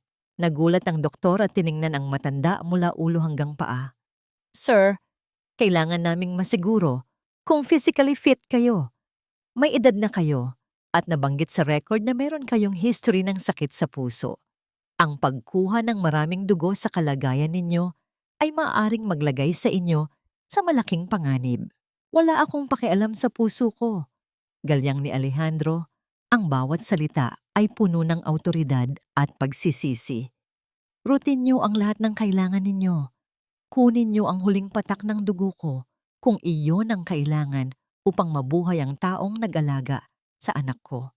Ito na lang ang tanging paraan upang makabayad ako sa lahat ng pagkukulang ko. Tumingin si Mara sa kanyang ama. Sa unang pagkakataon, nakita niya ang isang bahagi ni Alejandro na hindi niya inasahan. Isang lalaking handang mamatay para sa isang taong wala namang kinalaman sa kanyang yaman. Isang kakaibang pakiramdam ang gumapang sa kanyang dibdib, isang pagsasagupaan ng matinding galit at isang maliit na bahagi ng paghanga. Ilang minuto ang lumipas, dinala si Alejandro sa loob ng isang silid na katabi lamang ng kinaroroonan ni Mang Lito. Nakahiga ang bilyonaryo sa isang matigas na kama. Ang kanyang mukha ay kasing putla ng puting kumot na nakapatong sa kanya. Nakatitig lamang siya sa kisame, habang ang matalim na karayom ay bumaon sa kanyang ugat at ang kanyang pulang dugo ay nagsimulang dumaloy sa tubo patungo sa kabilang kwarto. Habang unti-unting nauubusan ng lakas ang kanyang katawan, naramdaman ni Alejandro ang isang matinding lamig na gumagapang sa kanyang mga daliri. Ngunit sa kanyang isipan, tila nakikita niya ang mukha ni Lydia na nakangiti sa kanya. Tila sinasabing sa wakas ay ginagawa na niya ang tama. Sa labas ng silid, nakaupo si Mara. Ang kanyang mga kamay ay mahigpit na magkahawak habang pilit na nananalangin. Ang katahimikan ng gabi ay nababalot ng matinding tensyon. Bigla na lamang, isang matinis at mahabang tunog ang umalingaw-ngaw mula sa loob ng silid. Ang paulit-ulit na tunog ng makina na nagbabantay sa tibok ng puso ay tila naging isang tuwid na linya ng kamatayan. Ang mga nurse at doktor ay nagmamadaling pumasok sa loob. Ang kanilang mga tinig ay puno ng taranta. Nawalan siya ng pulso Ihanda ang defibrillator. Sigaw ng isang doktor. Napatayo si Mara, ang kanyang puso ay tila tumigil sa pagtibok. Tumingin siya sa bintana ng silid. Hindi malaman kung ang amain ba o ang amang nag-alay ng dugo ang siyang unti-unti nang binabawian ng buhay sa kanyang harapan. Tila bumagal ang takbo ng oras sa loob ng malamig na pasilyo ng ospital. Ang nakakabinging ingay ng mga sapatos na nagtatakbuhan at ang nagmamadaling tinig ng mga doktor ay unti-unting napalitan ng isang mapayapa ngunit mabigat na katahimikan. Ang mahabang tunog ng makina na kanina ay nagbababala ng kamatayan ay dahan-dahang nagkaroon muli ng ritmo, isang mahina at regular na tunog na nagpapatunay na ang buhay ay muling nagwagi laban sa dilim. Ligtas si Mang Lito. Ang dugong nagmula sa mga ugat ni Don Alejandro ay tila naging isang tulay upang muling dugtungan ang hininga ng matandang nag-alaga kay Mara. Ngunit ang kapalit nito ay ang matinding panghihina ng bilyonaryo. Dahil sa kanyang edad at sa sakit sa puso, ang pag-aalay niya ng dugo ay tila isang pakikipagpatintero sa sarili niyang kamatayan. Tumanggi si Don Alejandro na madala sa isang pribadong silid. Sa kabila ng panginginig ng kanyang mga kamay at ang pamumutla ng kanyang mga labi, pinili niyang manatili sa malapit. Nakaupo siya ngayon sa isang matigas at bakbak na kahoy na upuan sa labas ng intensive care unit. Ang kanyang mamahaling jacket ay lukot-lukot na at ang kanyang mga mata ay tila pagod na pagod sa loob ng maraming taon ng pagtatago ng lihim. Mula sa malayo, nakatayo si Mara habang hawak ang isang baso ng mainit na kape. Pinapanood niya ang lalaking tinawag niyang kaaway sa loob ng mahabang panahon. Nakita niya kung paano bumagsak ang balikat ni Alejandro dahil sa antok at pagod. Ang bilyonaryong minsang kinatatakutan ng lahat ay mukhang isang matandang paslit na nawawala sa gitna ng kawalan. Isang kakaibang kirot ang gumapang sa puso ni Mara. Isang laban sa pagitan ng kanyang matinding hagalpak ng galit at ang likas niyang kabutihan. Dahan-dahan siyang lumapit. Bawat hakbang niya sa malamig na tile ay tila isang pagtimbang sa kanyang nararamdaman. Nang makarating siya sa tapat ni Alejandro, nakita niyang nakatulog na ang matanda sa gitna ng upuan. Ang ulo nito ay nakasandal sa pader at ang katawan ay nanginginig sa lamig na nagmumula sa luma at maingay na electric fan sa kisame. Kinuha ni Mara ang isang manipis at kupas na kumot na dala niya mula sa bahay. Nag-atubili siya. Tumigil ang kanyang mga kamay sa himpapawid. Ilang sentimetro lamang ang layo mula sa balikat ng ama. Naalala niya ang sampal ni Isabela, ang tawa ni Carmela, at ang mga taon na wala siyang makain habang ang lalaking ito ay namumuhay sa ginto. Ngunit pagkatapos, nakita niya ang sugat sa braso ni Alejandro kung saan kinuha ang dugong nagligtas kay Mang Lito. Sa huli, dahan-dahan at buong ingat niyang ibinalot ang kumot sa katawan ng matanda. Tila isang banayad na haplos ng hangin ang kanyang pagkilos, natatakot na baka magising ang damdaming hindi pa niya kayang pangalanan. Nagmulat ng mata si Alejandro. Ang kanyang paningin ay malabo pa noong una. Hanggang sa mabanaagan niya ang mukha ni Mara na napakalapit sa kanya. Sa gitna ng mahinang liwanag ng ospital, nakita niya ang mga mata ng dalaga. Ang mga matang katulad ng kay Lydia. Hindi na nakayanan ng matanda ang bigat ng kanyang pagsisisi. Napahawak si Alejandro sa gawaw ni Mara, tila isang batang natatakot na maiwan sa dilim. Nagsimulang umagos ang mga luha sa kanyang kulubot na pisngi at ang kanyang mga balikat ay niyanig ng tahimik ngunit matinding paghikbi. "Patawad anak, patawarin mo ako." Pabulong niyang panalangin sa gitna ng kanyang mga luha. "Sana ay maibabalik ko ang lahat ng oras na wala ako sa tabi ninyo. Sana ay ako na lang ang nahihirapan, wag lang kayo." Hindi umiyak si Mara ng malakas. Sa halip, ang kanyang mga mata ay napuno ng isang malalim at malamig na kalungkutan. Hindi niya kinuha ang kanyang damit mula sa pagkakahawak ng ama, ngunit hindi rin siya yumakap pabalik. Nanatili siyang nakatayo, tila isang estatwa ng pasensya at sakit. Ngunit sa gitna ng katahimikan, isang maliit na himala ang naganap. Itinaas ni Mara ang kanyang kamay. Ang kanyang mga daliri ay ngatog na lumapit sa maputing buhok ni Alejandro. Naisa na niyang haplusin ang ulo ng amang ngayon lamang niya nakilala ang tunay na anyo. Ngunit tumigil siya. Hindi pa ito ang panahon para sa buong pagtanggap. Sa halip, dahan-dahang ibinaba ni Mara ang kanyang palad at marahan niyang tinapik ang likod ng kanyang ama. Isang beses lamang, isang matipid at tahimik na senyales na naririnig niya ang bawat higbi nito. Ang maliit na pagtapik na yon ay tila nagpabagsak sa huling pader na naghihiwalay sa kanilang dalawa sa loob ng mahabang panahon. Ilang oras ang lumipas, sa gitna ng payapang sandali ng mag-ama, biglang nag-ilaw ang telepono ni Mara na nakapatong sa kanyang hita. Isang mensahe mula sa isang hindi kilalang numero ang pumasok. Nang buksan niya ito, ang kanyang muka ay agad na namutla. Mag-ingat kayo. Hindi titigil si Carmela. May mga tao na siyang inutusan upang sirain ang bagong trabaho mo at paalisin kayo sa ospital na yan bago sumikat ang araw. Napatayo si Mara. Ang init na naramdaman niya kanina ay mabilis na nilamon ng isang matalim na pangamba. Ang banta ng panganib ay muling kumatok sa kanilang pintuan. Mas mapanganib at mas malapit kaysa dati. Ang sikat ng araw na pumasok sa bintana ng ospital ay hindi nagdala ng kapayapaan, kundi isang bagong uri ng ingay na bumasag sa panandaliang katahimikan ni Mara at Alejandro. Sa labas ng silid, naririnig ni Mara ang mga bulungan ng mga nurse at ng mga taong naghihintay sa lobby. May mga matang nakatingin sa kanya nang may halong panghuhusga. Ang iba ay may hawak na telepono at palihim siyang kinukuhanan ng larawan. Isang mabilis na pag-vibrate ng kanyang telepono ang nagpababa ng kanyang tingin. Isang video ang kumakalat sa social media. Nakita niya ang sarili sa screen. Isang video na sadyang pinutol at pinaganda ang pagkaka-edit ni Isabela. Mukhang si Mara ang nanakit kay Doña Carmela sa gitna ng anibersaryo. Mukhang siya ang nanggugulo at nagnanakaw. Ang mga komento sa ilalim ay puno ng puot. Tinatawag siyang linta at desperadang anak sa labas.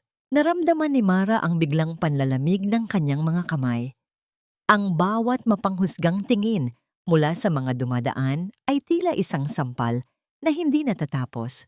Ngunit bago pa man siya tuluyang lamunin ng hiya at takot, isang mainit at matibay na kamay ang humawak sa kanyang siko, si Don Alejandro. Kahit medyo maputla pa ang kanyang muka mula sa pagbibigay ng dugo, ang kanyang mga mata ay nag-aapoy sa panibagong lakas. Tumayo siya sa pagitan ni Mara at ng mga taong nanonood. Ang kanyang tindig ay muling naging kasing tigas ng Nara. Isang pader na handang humarang sa anumang palasong ibabato sa kanyang anak. Huwag ninyong titingnan ang anak ko ng ganyan.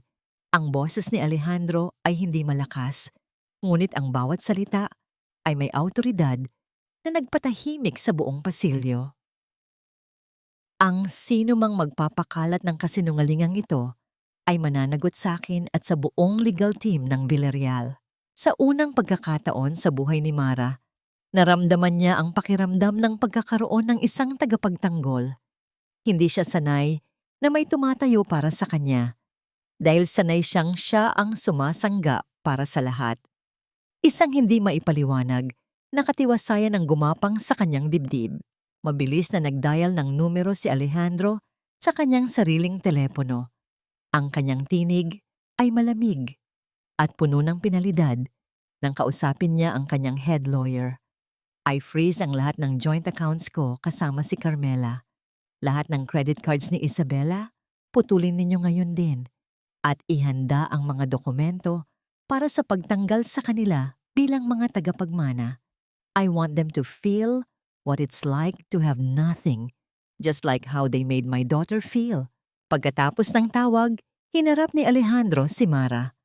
Ang matigas na mukha ng bilyonaryo ay biglang lumambot. Tara anak, hindi tayo pwedeng magutom. Kailangan nating magpalakas para kay Mang Lito. Dinala ni Alejandro si Mara sa isang maliit na kainan sa labas ng ospital. Isang simpleng karinderya na may mga plastik na upuan at mga pagkaing nakahilera sa mga aluminum na tray. Ito ang unang pagkakataon na tumapak ang bilyonaryo sa ganoong lugar. Nakasuot pa rin siya ng kanyang mamahaling polo shirt, ngunit wala na siyang pakialam kung madikitan ito ng mantika o amoy ng usok. Sabay silang kumain ng simpleng adobo at kanin. Nakita ni Mara kung paano nahirapan si Alejandro sa maanghang na sausawan, namula ang mukha nito at bahagyang nabulunan. Ngunit imbes na magreklamo, ay tumawa lamang ang matanda ng mahina habang umiinom ng tubig mula sa plastik na baso. Sa gitna ng payak na salo-salo, tila mas naging tunay silang mag-ama kaysa sa anumang magarbo at formal na hapunan sa mansyon.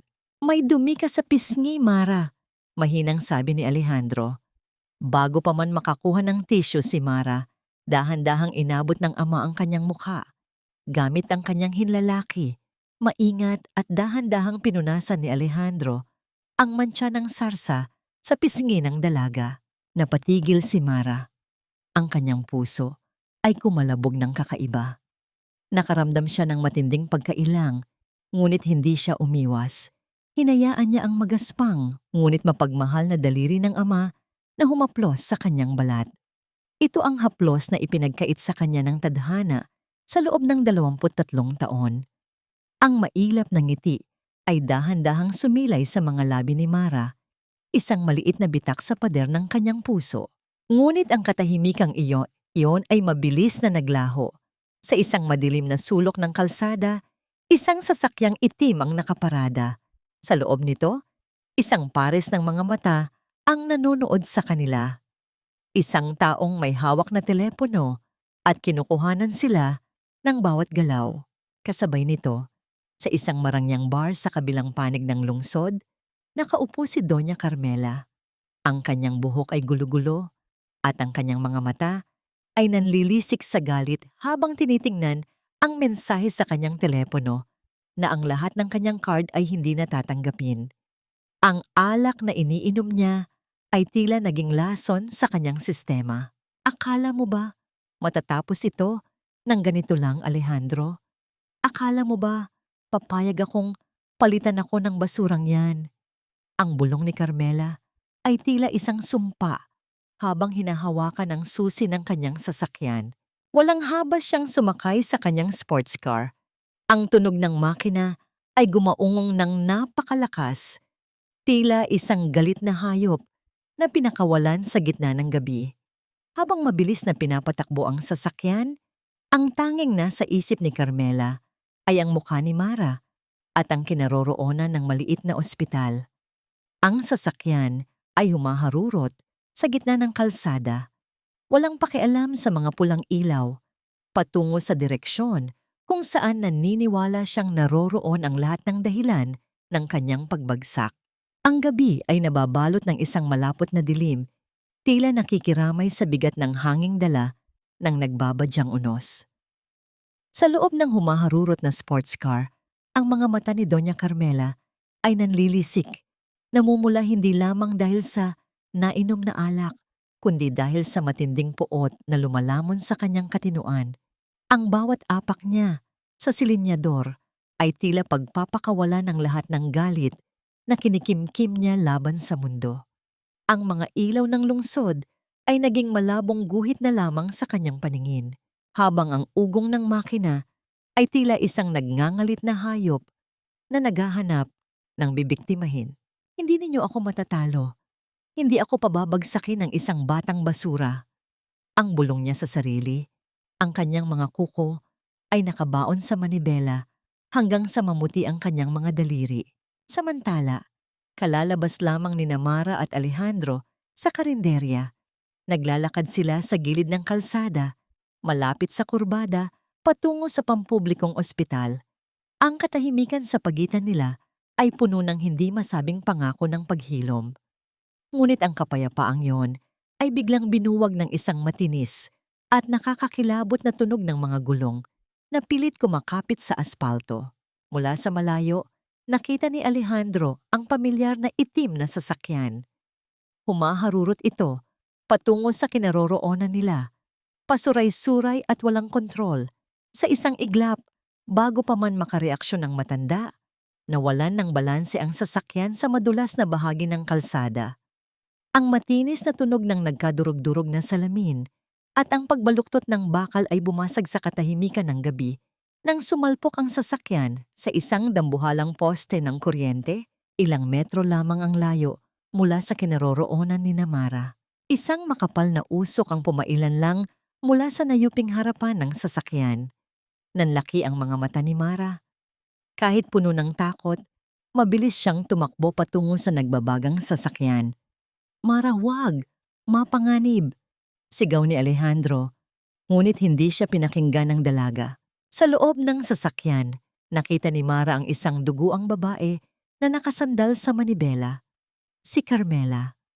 Ang kanyang mukha na dati ay puno ng yabang ay ngayon ay napupuno na ng mga sugat mula sa basag na salamin. Ang kanyang mga mata ay dilat, puno ng takot at pagkalito. Sa kabilang bahagi ng kalsada, isang puting sasakyan ang biglang huminto. Lumabas doon si Isabela.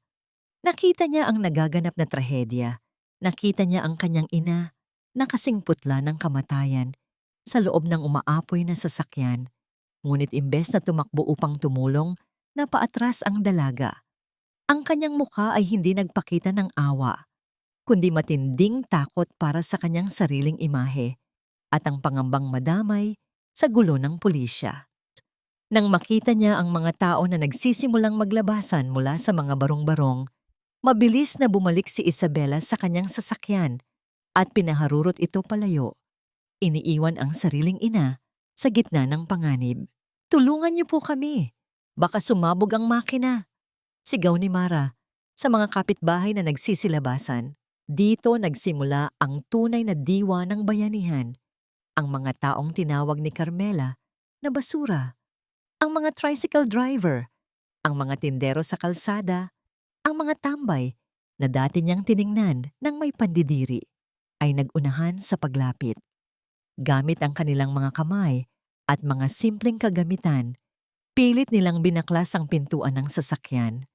Si Mara ang nanguna sa paghila sa nangihinang katawan ni Carmela, hindi alintana ang init ng apoy na nagsisimulang dilaan ang tagiliran ng sasakyan. Nailabas nila si Carmela ilang sandali bago tuluyang lamunin ng apoy ang buong sasakyan. Inilatag nila ang ginang sa semento, sa mismong lugar na madalas niyang iwasang tapakan. Pagkalipas ng ilang oras, sa loob ng isang pampublikong ward ng ospital, ang lugar na pinakakinasusuklaman ni Carmela. Dahan-dahan siyang nagmulat ng mata. Ang kanyang buong muka ay balot ng benda at ang kanyang katawan ay nakakabit sa mga lumang makina. Wala ang kanyang mga mamahaling alahas, wala ang kanyang mga katulong, at wala ang kanyang anak. Pumasok si Mara sa silid. Wala itong dalang galit. Wala ring dalang awa. Lumapit siya sa kama at inilapag ang isang nalukot na 100 piso sa ibabaw ng lamesita. "Ito ang 100 pisong ibinigay sa akin ng isang kapwa ko mahirap noong panahong itinapon niyo ako sa putikan," mahinang sabi ni Mara. Ang kanyang boses ay puno ng pinalidad. "Ginamit ko yan para mabuhay. Ngayon, ibinibigay ko yan sa inyo para maalala ninyo na sa huli, ang perang sinamba ninyo ay hindi kayang bumili ng pagmamahal ng sarili ninyong dugo." Tumingin si Carmela kay Mara. Ang kanyang nag-iisang matang hindi balot ng benda ay napuno ng mga luha ng matinding pagsisisi at kahihiyan. Hindi siya makapagsalita, ngunit ang bawat patak ng kanyang luha ay tila humihingi ng kapatawaran sa bawat buhay na sinira niya.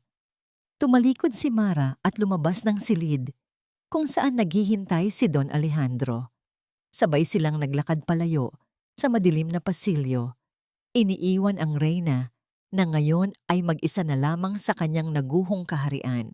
Ngunit ang katahimikan ng gabi ay muling binuwag ng isang mabilis na hakbang patungo sa kanila. Ang barangay captain ng lugar ni Mara ay tumatakbong lumapit. Ang mukha ay puno ng kaba. "Mara, Don Alejandro, Si Mang Lito, bigla siyang nag-collapse sa ICU. Hinahanap kayo ng mga doktor. Ang amoy ng antiseptic at ang malamig na simoy ng aircon sa loob ng ICU ay tila nanunuot sa buto ni Mara, ngunit mas nangingibabaw ang bigat sa kanyang dibdib na tila dinadaganan ng isang dambuhalang bato. Ang bawat mahinang tunog ng monitor na nagbabantay sa tibok ng puso ni Mang Lito ay nagiging madalang, tila isang orasan na unti-unti nang nauubusan ng baterya sa gitna ng hating gabi. Nagmamadaling lumapit si Mara sa tabi ng kama ng amen. Kasunod niya si Don Alejandro na ang muka ay kakikitaan din ng matinding pag-aalala. Ang matandang lalaking nagbigay sa kanya ng pangalan at kalinga sa gitna ng kawalan ay nakahiga ngayon. Ang mga mata ay bahagyang nakadilat, ngunit tila nakatingin sa isang mundong hindi na nila abot.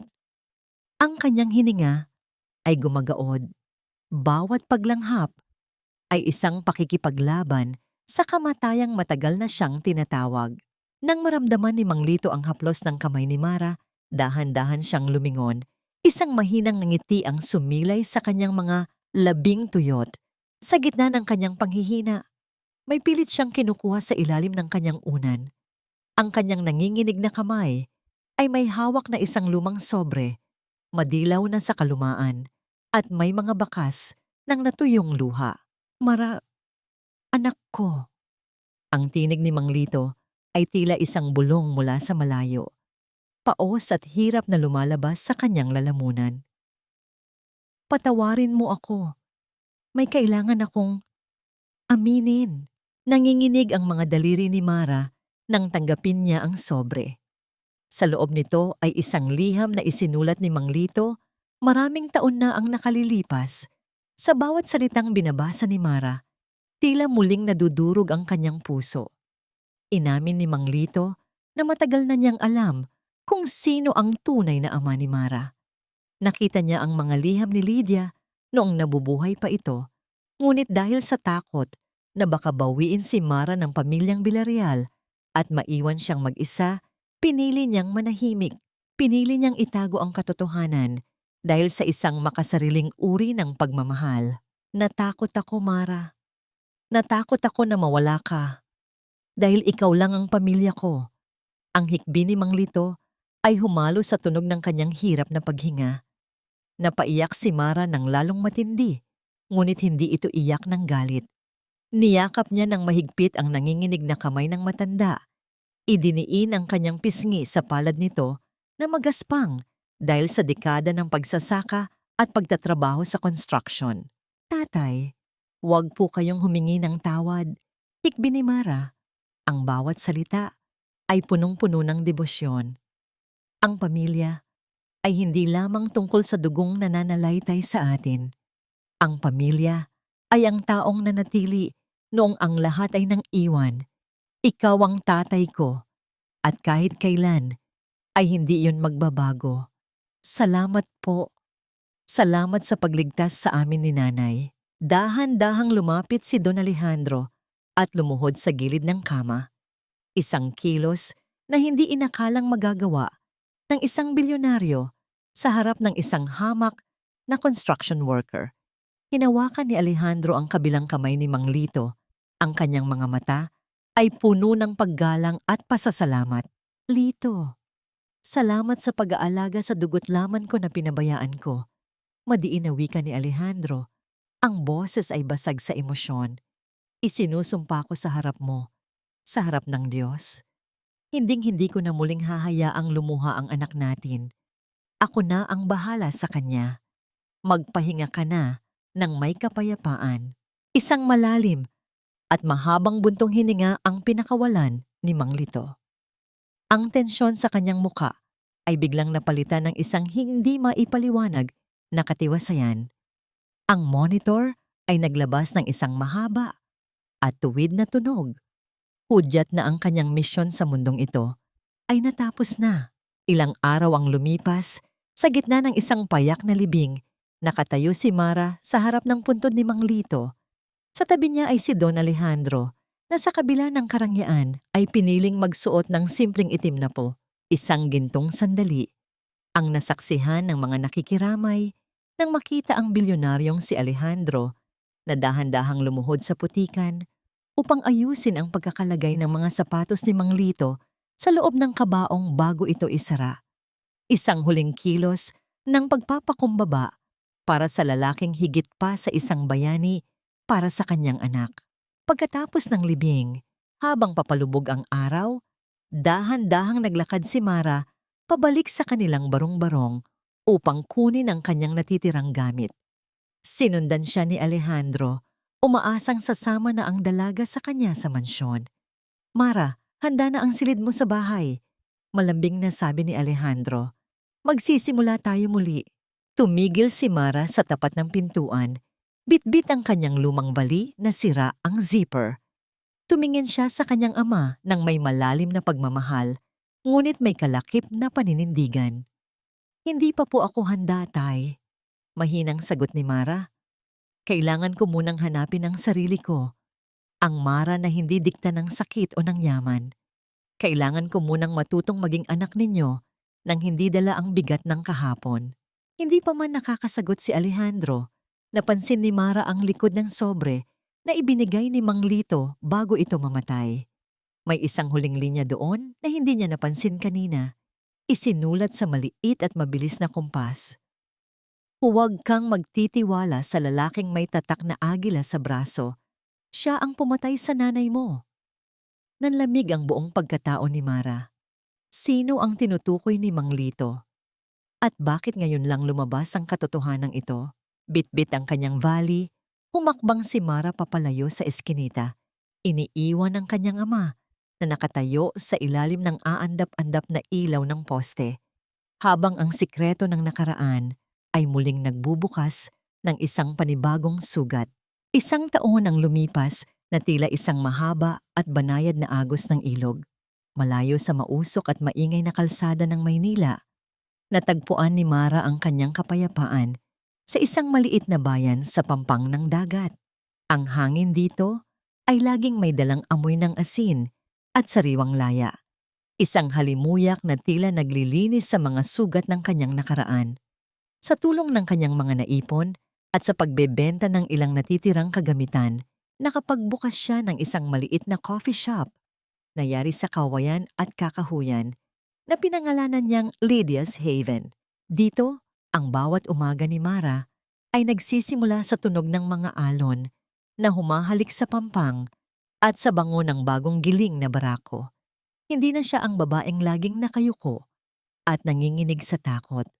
Ang kanyang mga mata ay mayroon ng kislap ng sariling dignidad at ang kanyang bawat kilos ay may katiyakan ng isang babaeng nakatayo sa sarili niyang mga paa. Sa loob ng isang taon, hindi siya pinilit ni Don Alejandro na bumalik. Hindi siya ginamitan ng kapangyarihan o yaman upang pasunurin. Ngunit tuwing linggo ng umaga, bago pa man magbukas ang shop, palaging may dumarating na isang lando na may dalang lagang puno ng mga sariwang bulaklak ng daling bukid. Walang nakasulat na pangalan, walang mahahabang liham. Ngunit alam ni Mara na ang bawat talulot niyon ay mensahe ng pagsisisi at matiyagang paghihintay mula sa kanyang ama. Ang mga bulaklak na yon ay hindi mamahaling rosas na inangkat mula sa malayo, kundi mga simpleng bulaklak na paborito ng kanyang ina. Isang patunay na natuto na si Alejandro na makinig sa mga maliliit at mahahalagang detalye. Isang hapon, ang langit na madalas ay asul at maaliwalas ay biglang nagbago ang anyo. Ang mga ulap ay naging kulay ube at itim. At ang pag-ugong ng hangin mula sa karagatan ay nagsimulang tumindi, humahampas sa mga puno ng niyog hanggang sa ang mga dahon nito ay tila humihingi ng saklolo. Isang malakas na bagyo ang biglang naglandas sa kanilang bayan. Dahil sa lakas ng hangin, ang bubong na yero ng kanyang shop ay nagsimulang gumaralgal, tila anumang oras ay lilipad sa himpapawid. Ang mga salaming bintana ay nanginginig sa bawat hampas ng ulan na tila mga batong bumabagsak mula sa langit. Natatakot si Mara, hindi para sa sarili, kundi para sa kaisa-isang bagay na kanyang binuo mula sa sariling pawis at pagsisikap. Habang pilit niyang itinatali ang mga upuan at sinasara ang mga siwang ng pintuan, isang bulto ng tao ang aninag niya sa gitna ng makapal na ulan. Isang matandang lalaki ang hirap na naglalakad sa gitna ng malakas na bugso ng hangin. Wala itong dalang payong at ang suot nitong simpleng kamiseta ay basang-basa na at nakadikit sa kanyang nanginginig na katawan. Napatigil si Mara nang makilala ang lalaki, si Don Alejandro, ngunit wala na ang anyo ng isang bilyonaryo sa kanya. Ang kanyang puting buhok ay gulo-gulo at basang-basa. Ang kanyang mga kamay ay may hawak na isang dambuhalang lona o tarp na pilit niyang inilaladlad upang protektahan ang nabubulok na bahagi ng dingding ng shop. "Nandito ang papa para tulungan ka, Mara," sigaw ni Alejandro. Ngunit ang kanyang boses ay halos lamunin ng ingay ng bagyo. Nakita ni Mara kung paano nadulas ang matanda sa maputik na lupa. Ngunit mabilis din itong bumangon at muling binuhat ang mabigat na tarp. Ang kanyang mga braso ay nanginginig sa bigat at ginaw. Hindi na nakapag-isip pa si Mara. Mabilis siyang lumabas ng shop at sumugod sa gitna ng ulan. Kinuha niya ang kabilang dulo ng tarp at sabay silang nagtulungang ikabit iyon sa kawayang pader. Sa gitna ng malakas na buhos ng ulan, ang mag-ama ay nagkaisa sa isang simpleng layunin. Wala silang sinasabi. Tanging ang tunog lamang ng ulan at ang kanilang mabilis na paghinga ang naririnig. Nang matapos silang magkabit, pumasok sila sa loob ng shop. Ang tanging liwanag ay ang mula sa isang maliit na kandila sa ibabaw ng counter. Nakatayo si Alejandro sa gitna ng silid. Ang kanyang buong katawan ay basang-basa at nanginginig sa matinding lamig. Ngunit sa likod ng kanyang panghihina, isang matamis at pagod na ngiti ang sumilay sa kanyang mga labi habang nakatingin sa kanyang anak. "Salamat, Mara. Salamat at hinayaan mo akong tumulong," mahinang sabi ni Alejandro. Ang boses ay basag sa emosyon. Tumingin si Mara sa kanyang ama. Nakita niya ang bawat linya ng pagsisisi sa mukha nito, ang bawat sakripisyong ginawa nito sa loob ng 1 taon upang patunayan ang kanyang pagbabago. Ang huling pader sa puso ni Mara ay tuluyan ng gumuho. Sa isang iglap, tumakbo si Mara patungo sa kanyang ama at niyakap ito ng buong higpit. Ang kanyang mukha ay isinubsob niya sa balikat ng matanda. Hinahayaan ang kanyang mga luha na humalo sa tubig ulan na nasa damit ni Alejandro. Amoy ulan, amoy lumang pabango, at amoy ng isang tahanang matagal na niyang hinahanap ang kanyang ama. Ito ang yakap na may kasamang pagtanggap, ang yakap na nagbubura sa lahat ng pait ng kahapon.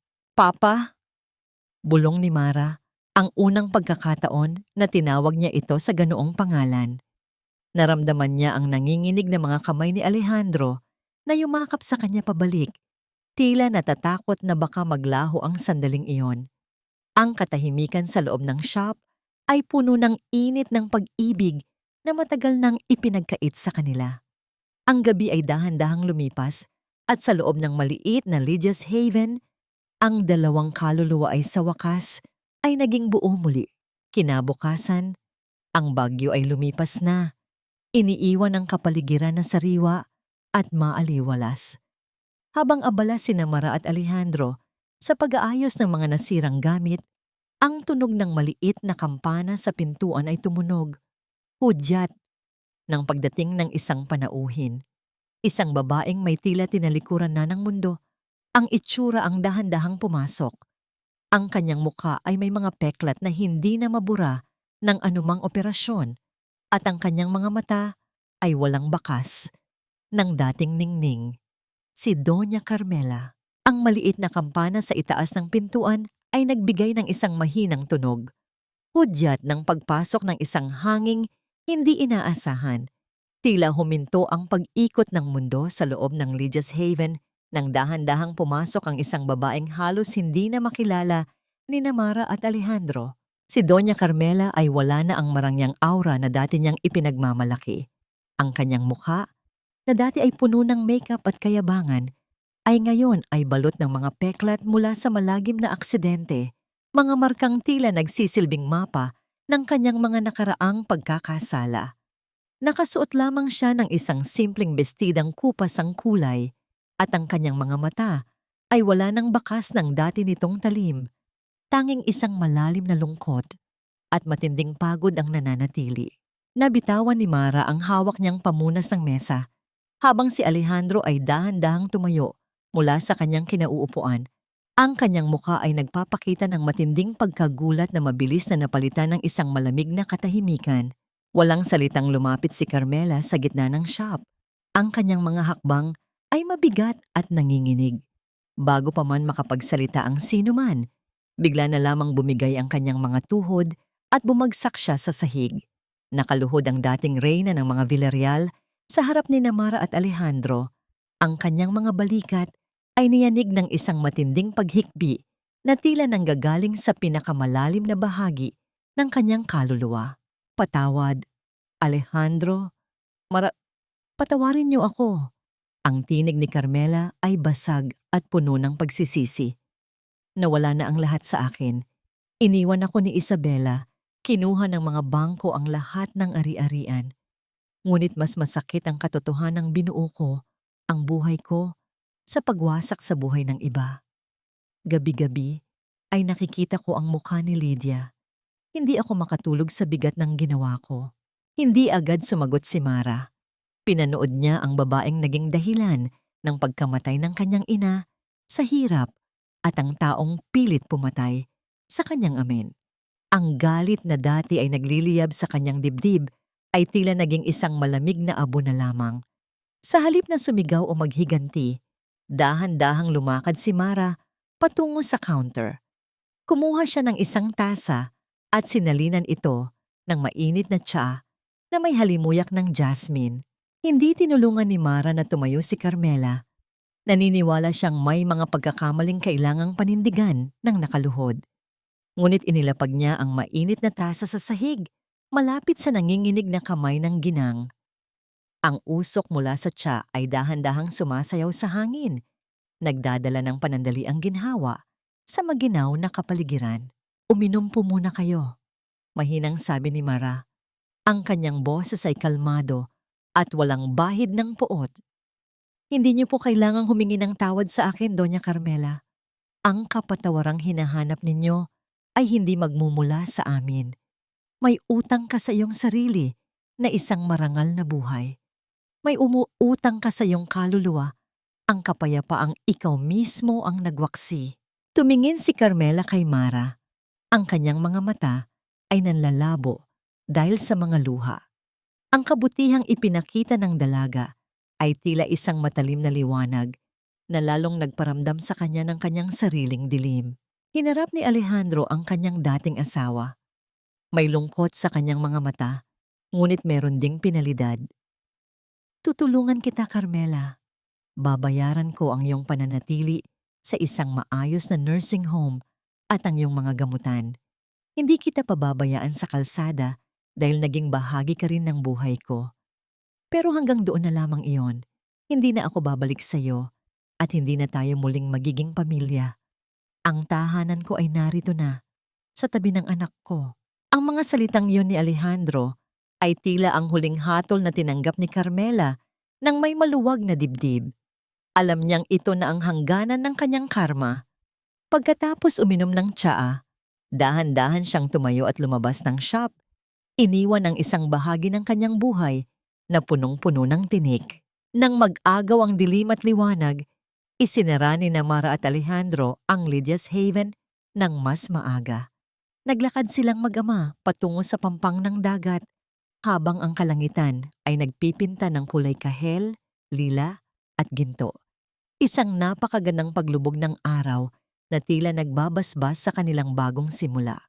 Ang tunog ng mga alon na humahampas sa pampang ay tila isang banayad na kanta ng kalikasan. Nililinis ang bawat bakas ng sakit sa kanilang mga puso. Naglakad sila sa basang buhangin, magkasabay at may iisang ritmo. Sa bawat hakbang nila, nakikita ang dalawang pares ng mga bakas sa buhangin, isang malaki at isang maliit. Ang mga bakas na yon ay sumisimbolo sa mahabang landas na kanilang tinahak mula sa putikan ng Maynila patungo sa kapayapaan ng dalampasigan. Isang malakas na alon ang dahan-dahang dumating.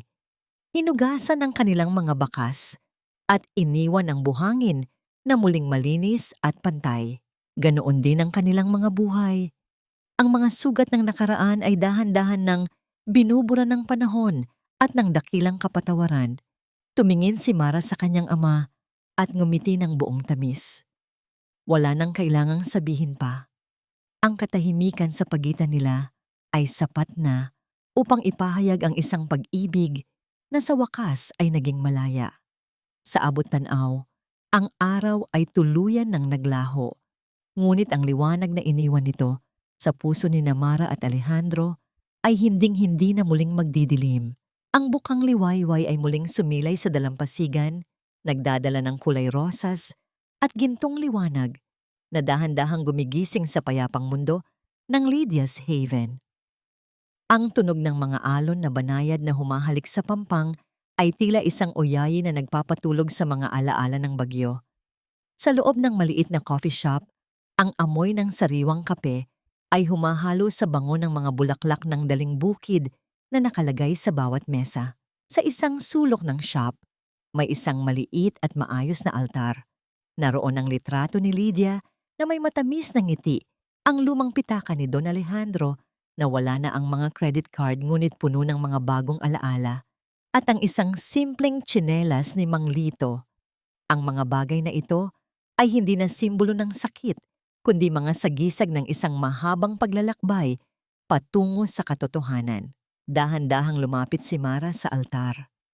Hawak niya ang isang baso ng mainit na barako. Tiningnan niya ang larawan ng kanyang ina at ang krus para kay Mang Lito. Sa loob ng kanyang puso, naramdaman niya ang isang uri ng katahimikan na hindi kayang bilhin ng anumang yaman. Wala na ang tinik ng puot, wala na ang bigat ng paghihiganti. "Papa, handa na po ang almusal," tawag ni Mara sa likurang bahagi ng shop. Lumabas si Don Alejandro na nakasuot ng isang simpleng puting kamiseta at short na pambahay. Wala na ang kanyang mga mamahaling relo at ang seryosong mukha ng isang makapangyarihang bilyonaryo. Ang kanyang mga mata ay nagniningning sa tuwa habang daladala ang isang basket ng bagong pitas na pandesal.